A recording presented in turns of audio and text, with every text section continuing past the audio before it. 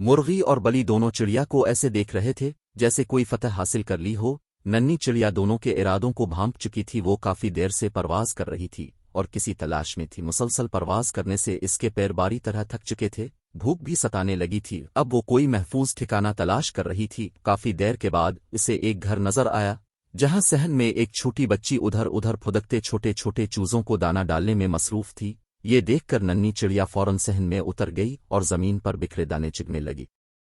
रग ने जब अपने बच्चों के दरमियान कोई नई मखलूक देखी तो वो नन्ही चिड़िया के करीब आ गई। चिड़िया उसकी आंखों में छुपे गुस्से को भांप गई। इसी लम्हे वहां एक बली नमूदार हुई। मुर्गी और बली दोनों चिड़िया को ऐसे देख रहे थे जैसे कोई फतह हासिल कर ली हो। नन्ही चिड़िया दोनों के इरादों को भांप चुकी थी। चिड़िया अभी इन दोनों के जारहाना इरादों के खौफ में मुब्तला थी कि अचानक वहां एक और शिकारी आगमक्का। वो कुत्ता चिड़िया को देखकर इस अंदाज में भौंकने लगा जैसे मुर्गी और बली को बता रहा हो कि ये नया मेहमान सिर्फ मेरा है। चिड़िया इस नए शिकारी की आमद पर बुरी तरह बौखला गई। कुत्ता अब चिड़िया के बहुत करीब आ चुका था। चिड़िया को फौरन कोई महफूज जगह तलाश करनी थी।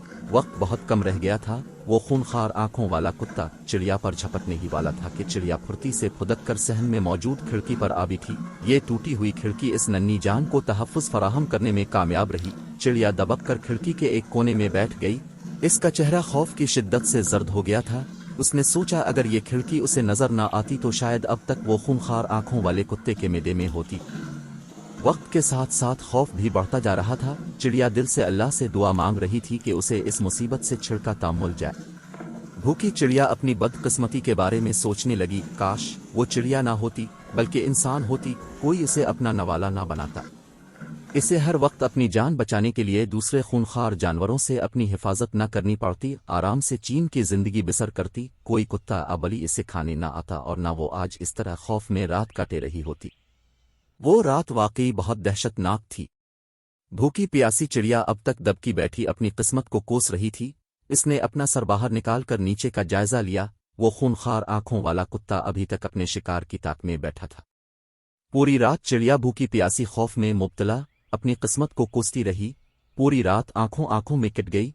अगली सुबह भूखी चिड़िया ने एक नजर नीचे डाली। वहां अब कोई शिकारी न था। अचानक वो छोटी बच्ची खिड़की के करीब आई। इसने चिड़िया को देखा। इसे वो चिड़िया करीबन उदे मरी एक कोने में पड़ी बेजान सी नजर आई। बच्ची ने अपने हाथ की उंगली से चिड़िया को छुआ तो उसे एहसास हुआ कि चिड़िया जिंदा है।